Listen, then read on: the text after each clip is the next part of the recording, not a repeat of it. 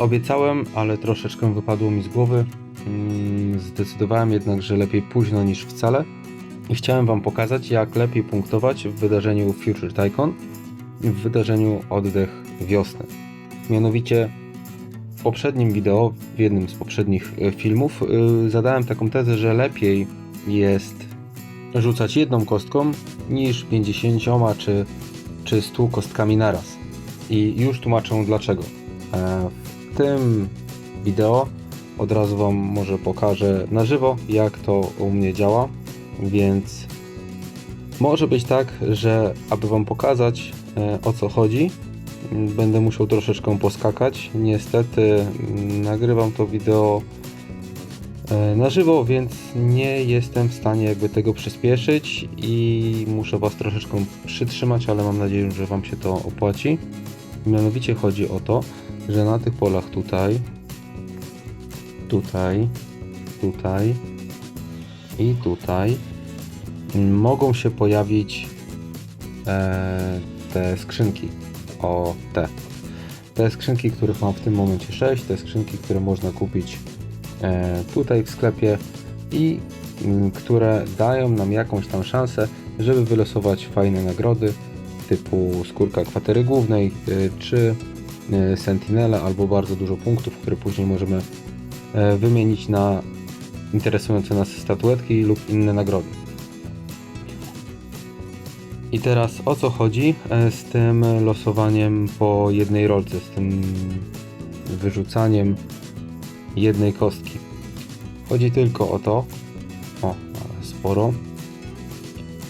Chodzi tylko o to, że mając taką możliwość, niech to się tylko tutaj wylosuje, jesteśmy w stanie zmultiplikować, czyli pomnożyć tak naprawdę ilość tych skrzynek, które mogą nam się przytrafić, które możemy otrzymać po wyskoczeniu na poszczególne pole.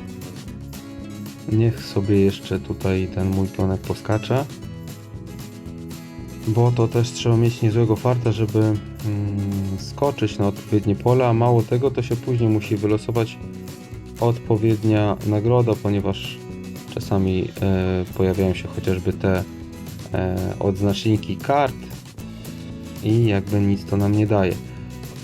Zazwyczaj skakanie do tych 200, za te 280 kostek, ewentualnie za 400 kostek, spowoduje, że około 6 razy przytrafi się pole z skrzynkami.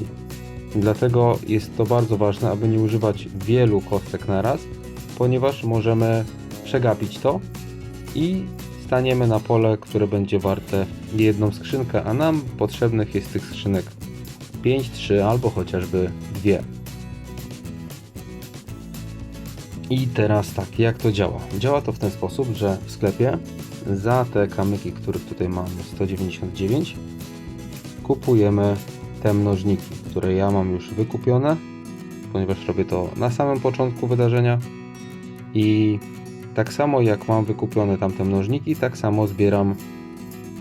Dobra, to jeszcze chwileczkę. Po lewej, na środku. Tak samo zbieram Magic Dice, czyli te magiczne kostki. Nie zużywam ich w żadnym przypadku, tylko wtedy, kiedy trafi się pole z tymi magicznymi skrzynkami. W ten sposób jestem w stanie sam zadecydować, ile skrzynek wylosuję. Z racji tego, że jak tutaj widzicie, kartę z mnożnikiem razy 5 już mam zużytą, to znaczy, że za 220 rzutów kostką przydarzyła mi się taka sytuacja i dlatego mam w tym momencie 6 tych skrzynek i czekam, aby zużyć kolejne mnożniki. Czy to się opłaca? Czy lepiej jest zaczekać i wszystkie zużyć? Oj, to będzie szybkie, bo za 50, o panie. Nie, bez szans. Bardzo szybko to poszło. Czy lepiej zużyć te 200, 300, 400 rzutów kostki? Czy poczekać i atakować skrzydła? Z racji tego, że skrzydła niewiele dają zwykłym graczom, a jak ktoś jest wypełniaczem szturmu, to tak naprawdę jest to nieużywalne prawie w ogóle. Ja uważam, że lepiej jest pozbierać te punkty i zakupić sobie inne rzeczy, które nam będą bardziej potrzebne, albo ultra statuetki, albo jeżeli ktoś się bardzo upiera na Super Operative Hero, Selenę czy Angelikę, no to tam też można bardzo fajnie wymienić fragmenty skórek tych bohaterek Super Operative, no i dzięki temu wymienić je na uniwersalne fragmenty. Tam jest stosunek 1:4, więc całkiem przyzwoicie. Tak jak zauważyliście, nie zużywam mnożników po to, żeby wziąć sobie karty z magicznymi kostkami, ponieważ tych kart mam dużo, a to powinno mniej więcej się pokrywać z tym, co ile będę chciał razy zaatakować to pole z magicznymi skrzynkami, które przydają się właśnie w tym wydarzeniu Fortune Frenzy. Nie mam szczęścia, nie chcę się wylosować to pole, a bez wylosowania tego pola to wideo tak ma średnio rację bytu. A nie chciałem grać nawet za te 280 czy 400 żetonów, bo też już próbuję stopować, żeby zobaczyć, na ile będę w stanie w kolejnym 6. etapie zużyć, aby zawalczyć o Sentinela. Tam jest potrzebne 1200 kostek. Ja wiem, że to fajnie wygląda, masz 1700, no to o co ci chodzi? No to chodzi mi o to, żeby jednak tam w tym ostatnim etapie też troszeczkę powalczyć. Dlatego na przykład zrobiłem bardzo niepopularną rzecz, mianowicie nie walczę o tą skórkę kwatery głównej, tylko kupiłem ją za perły. Nie ma się czym chwalić, bo to nie był zbyt rozsądny ruch, ale z tego względu, że nie chciałem zużywać w ogóle kostek na to wydarzenie, na ten etap. Ok, dobra, i teraz mamy to, o czym mówiłem, bardzo fajnie się nam to wszystko ustawiło. Teraz otwieram sobie kartę z mnożnikiem. Ta karta działa, tak jak widzicie, podkreśliły się wszystkie pola, działa na jedno pełne okrążenie. Czyli możemy teraz zrobić w ten sposób, że stając na jakiekolwiek pole, teraz każdy wynik mnoży się razy 3. Czyli nawet teraz, jeżeli zużyję sobie jedną kartę i stanę na jedno pole, to odzyskam 3 karty. Znowu zużywam jedną kartę, staję na to pole i zyskuję 3 karty, tak? To jest bardzo fajne i bardzo dużo tu daje. Można sobie obliczyć, że tutaj dostanę 2, tutaj 1, tutaj 30 razy 3, no to już jest 90, to się opłaca. Tutaj też 30, tu mało, tu 30, tu nic, tu mało i na te pole w tym momencie polujemy. Także brakuje nam ponad 6 pól, więc sobie skoczę raz, 2, 3, 4, 5, 6, ok. W tym momencie brakują 3 pola, używam kostki, skaczę.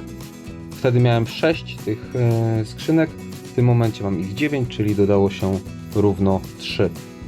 Nie zużywam tych skrzynek teraz z tego względu, że jeżeli nie uda mi się w kolejnym etapie, gdzie to tutaj jest, tutaj, jeżeli w kolejnym etapie nie uda mi się dojść do 1200 kostek, to właśnie w tym kole fortuny będzie można zebrać tego Sentinela, więc jeżeli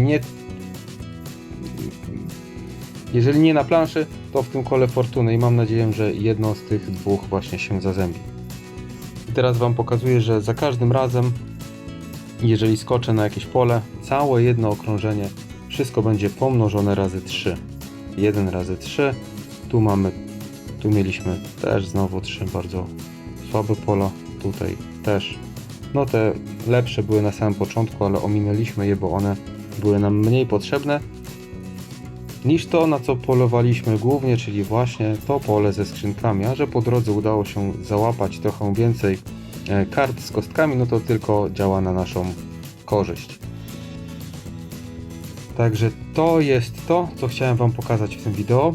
Z racji tego, że no, to pole nie chciało wyskoczyć, a nie chciałem też przycinać tego wideo, więc trochę więcej pogadałem niż miałem na to przewidziane czasu, ale mam nadzieję, że nie nudziliście się i ten czas spędzony ze mną oglądając moje wideo Bardzo Wam się podoba i nie żałujecie tego czasu.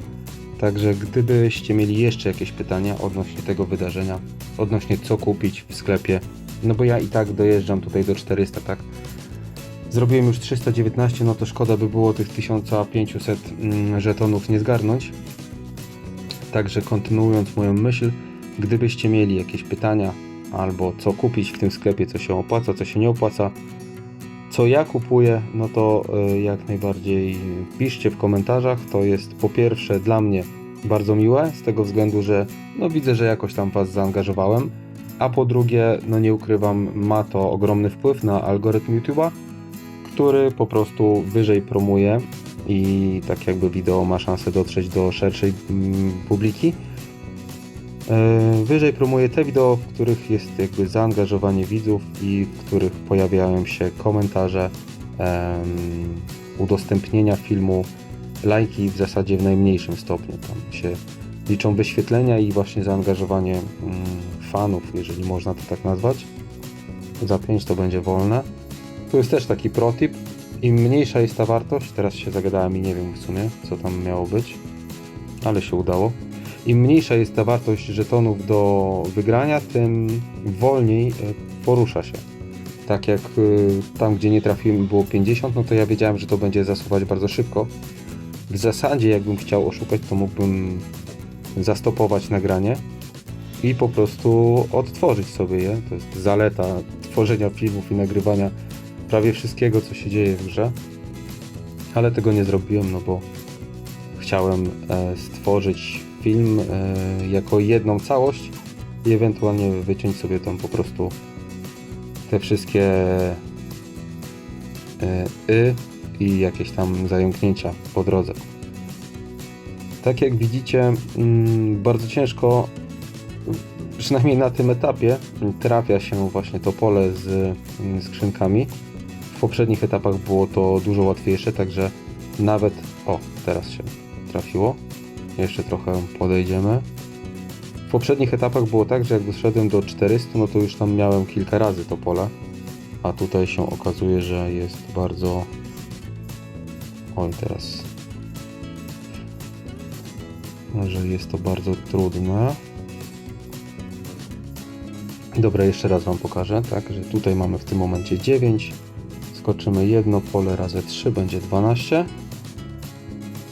I mamy 12. Można sobie coś tam wylosować. Fragment Sentinela. Nie mam w tym szczęścia. W ogóle 200. 800 nigdy nie trafiłem. Jeszcze raz. 100. No to 100 to jest u mnie jakby standard. Dalej nie idę za 3, bo to się i tak w moim przypadku akurat nie opłaca. Z racji tego, że w ostatnim etapie albo w przedostatnim będę próbował tam coś więcej, no to tam może się przyda w razie, gdybym miał właśnie nie dojść do samego końca i nie odebrać nagród, na których mi zależy. Ale mam nadzieję, że Wy macie więcej szczęścia i Wam sypie tymi polami właśnie ze skrzynkami, ponieważ tam można bardzo fajnie... O, jest kolejne pole, czyli im bliżej 400, 400 rzuceń kostką, tym lepiej. Jeszcze 2, 4, 6, ok, tu mamy sobie razy 2. A tego nie muszę teraz używać, bo 2, 4, 6 pól nas dzieli, więc jak rzucę 6, no i mamy za darmo. Chociaż tyle dobrego. Jeszcze 3 rzuty, jeszcze 2, ostatnie 400 i na dzisiaj i w ogóle w tym etapie dla mnie to jest koniec, także mam nadzieję, że dotrwaliście do końca. Bardzo Wam za to dziękuję. Tak jak wspomniałem wcześniej, zapraszam do komentowania i mam nadzieję, że widzimy się już całkiem niedługo, a jutro rajd na rezerwuar to też nagram, jak gramy tym razem w Legionie numer 2. Do zobaczenia i cześć!